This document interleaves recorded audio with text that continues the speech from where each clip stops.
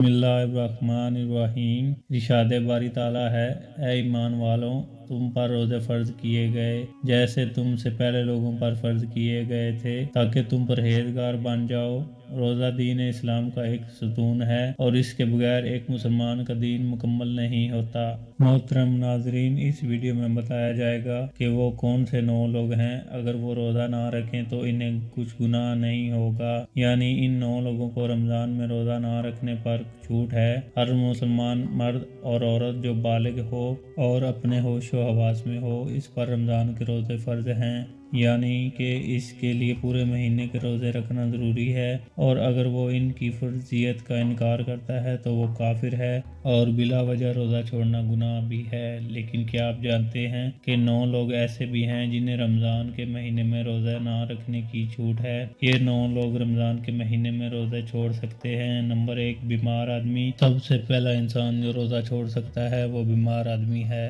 جو انسان سخت بیمار ہے تو ایسے انسان کے لیے روزہ نہ رکھنے کی چھوٹ ہے۔ اگر ایسا بیمار آدمی روزہ نہیں رکھتا تو اس پر کچھ بھی گناہ نہیں۔ اب یہ جان لیجئے کہ ایسی کون سی بیماری ہے جس میں روزہ نہ رکھنے کی چھوٹ ہے۔ ہم آپ کو بتاتے ہیں کہ یہاں پر ان بیماریوں کی بات نہیں ہو رہی جو کہ عام طور پر نارمل لوگوں کو ہوتی ہیں، جیسا کہ اگر کسی کے سر میں درد ہو گیا، گھٹنے میں درد ہو گیا، کسی کو سردی یا زکام لگ گیا اور اس پر اس نے روزہ چھوڑ دیا، تو ایسا کرنا بالکل بھی جائز نہیں ہے۔ ایسے لوگوں کو روزہ رکھنا ضروری ہے۔ یہاں پر بیماریوں سے مراد ایسی بیماری ہے جس میں انسان کی جان جانے کا خطرہ ہوتا ہے۔ اب یہ بھی جان لیجئے کہ وہ کون سی بیماری ہے کہ جس میں جان جانے کا خطرہ ہوتا ہے۔ اس بات کا ایسے پتہ چلتا ہے کہ اگر کوئی ماہر ڈاکٹر آپ کو یہ کہہ دے کہ اگر آپ بھوکے پیاسے رہے تو روزہ رکھنے سے آپ کی جان جانے کا خطرہ ہو سکتا ہے، یا پھر ڈاکٹر آپ سے کہہ دے کہ اگر آپ نے روزہ رکھا تو آپ کی بیماری ٹھیک نہیں ہوگی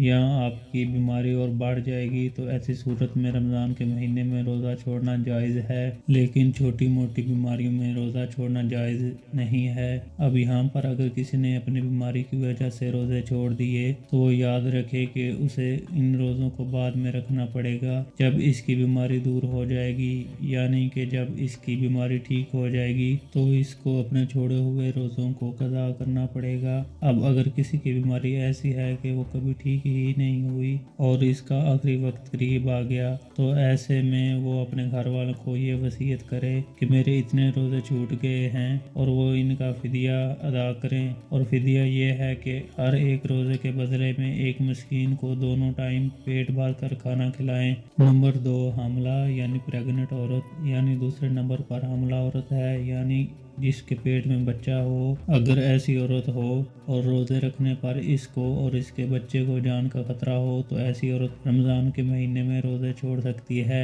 اس پر کوئی بھی گناہ نہیں ہوگا۔ ایسی عورت کے لیے روزہ نہ رکھنا جائز ہے، لیکن یاد رہے کہ ایسی عورت بھی اپنے چھوڑے ہوئے روزے بعد میں رکھے، یعنی کہ جب اس کی صحت ٹھیک ہو جائے تو اسے بھی اپنے چھوڑے ہوئے روزوں کو قضا کرنا ہوگا۔ اور اگر کوئی حاملہ عورت اور اس کا ماہر ڈاکٹر اسے یہ کہہ دے کہ روزے رکھنے سے اس کی یا اس کے بچے کی جان کو کوئی خطرہ نہیں ہے تو ایسی عورت کے لیے روزہ رکھنا ضروری ہوگا۔ نمبر 3، زیادہ بڑھاپا ہونا، یعنی تیسرا شخص وہ ہے جو اپنی عمر کے آخری پڑاؤ میں پہنچ جائے، یعنی کوئی شخص بہت زیادہ بوڑھا ہو گیا ہو۔ تو اگر کوئی ایسا شخص ہے جو اپنے بڑھاپے کی وجہ سے اپنی جگہ سے اٹھ بھی نہیں سکتا، بیٹھ بھی نہیں سکتا، اور وہ اپنے بڑھاپے کی وجہ سے اتنا کمزور ہو گیا ہے کہ اس میں روزہ رکھنے کی بالکل بھی طاقت نہیں ہے، تو ایسا شخص بھی اگر رمضان کے مہینے میں روزے نہیں رکھے گا تو اس پر بھی کوئی گناہ نہیں ہوگا۔ تو ایسے بوڑھے شخص کے لیے بھی روزہ چھوڑنا جائز ہے، لیکن یاد رہے کہ ایسے شخص کے لیے بھی فدیہ ادا کرنا ضروری ہے۔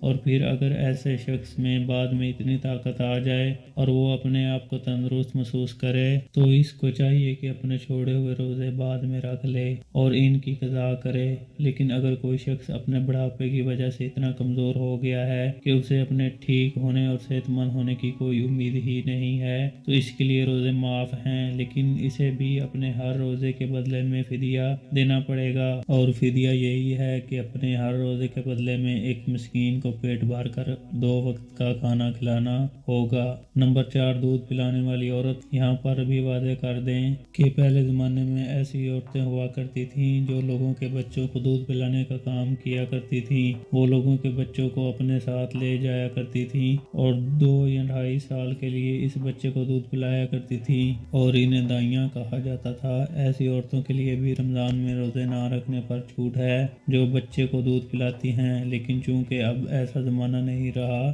لہٰذا ایسی مائیں جو اپنے بچوں کو دودھ پلاتی ہیں اور اگر ان کا ڈاکٹر انہیں یہ کہہ دے کہ ان کے روزے رکھنے کی وجہ سے ان کے بچے کو خطرہ ہے تو ایسی ماؤں کو بھی روزہ چھوڑنے پر کچھ گناہ نہیں ہے، لیکن یاد رہے ایسی عورت کو بعد میں اپنے روزوں کی قضا کرنی ہوگی۔ نمبر 5، پاگل یا دیوانہ شخص۔ یعنی 5واں شخص وہ ہے جس کا ذہنی توازن خراب ہو چکا ہو اور وہ پاگل یا دیوانہ ہو چکا ہو، جو اپنے آپ سے باہر ہو چکا ہو اور جو بہکی باتیں کرتا ہو اور جو اچانک سے بے ہوش ہو جاتا ہو، تو ایسے لوگوں کو بھی روزہ چھوڑنا جائز ہے۔ یعنی کہ اگر ایسا شخص بھی روزہ نہ رکھے تو اس پر بھی کوئی گناہ نہیں ہوگا، لیکن ایسے شخص کو بھی چاہیے کہ بعد میں جب وہ ٹھیک ہو جائے تو اپنے چھوڑے ہوئے روزوں کو قضا کر لے۔ نمبر 6، حیض و نفاس والی عورتیں۔ یعنی ایسی عورتیں جن کے ماہانہ پیریڈ چل رہے ہوں، وہ حیض والی عورتیں ہیں، اور ایسی عورتیں جنہوں نے بچے کو جنم دیا ہو اور ابھی تک ان کا خون نکلنا بند نہ ہوا ہو، تو ایسی عورتوں کو نفاس والی عورتیں کہتے ہیں۔ یہاں پر ایسی عورتوں کا بھی روزہ رکھنا جائز نہیں ہے۔ یہاں پر یہ بھی یاد رکھیں کہ پہلے بیان کیے گئے 5 قسم کے لوگ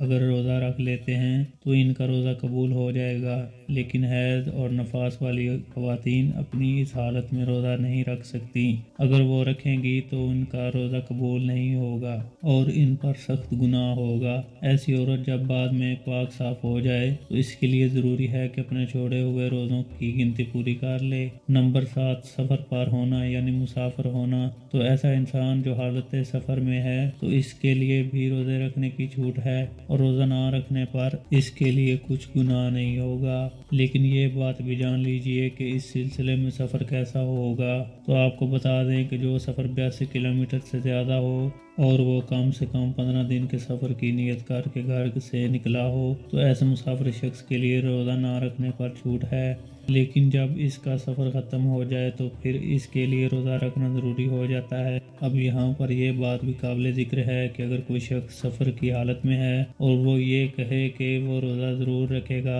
کیونکہ اس کا سفر آرام دہ ہے، تو ایسا مسافر سفر کی حالت میں بھی روزہ رکھ سکتا ہے اور اس کا روزہ ہو جائے گا۔ بس اگر سفر آسان ہے تو روزہ رکھ سکتا ہے، لیکن اگر روزہ نہ بھی رکھے تو اس پر کچھ گناہ نہیں۔ نمبر 8، ایسا شخص جس کی جان جانے کا خطرہ ہو۔ یعنی اگر کوئی شخص تلوار لے کر اس کے پاس آ جائے اور یہ کہنے لگے اگر تم روزہ رکھو گے تو میں تمہاری گردن اڑا دوں گا، یعنی تمہیں مار دوں گا، اور اسے اپنی جان کا خطرہ ہو، تو ایسے شخص کے لیے بھی روزہ نہ رکھنے پر چھوٹ ہے۔ لیکن یاد رہے کہ ایسے شخص کے لیے جب وہ ایسی صورتحال سے باہر نکل جائے اور اس کی جان کو کوئی خطرہ نہ ہو تو بعد میں اس پر اپنے چھوڑے ہوئے روزوں کی قضا لازم ہو جائے گی اور اسے بعد میں اپنے وہ چھوڑے ہوئے روزے رکھنا پڑیں گے۔ نمبر 9، نابالغ بچہ۔ جیسا کہ ہم سب یہ بات جانتے ہیں کہ روزہ ہر بالغ انسان پر فرض ہے جو اپنے ہوش و حواس میں ہو، اس طرح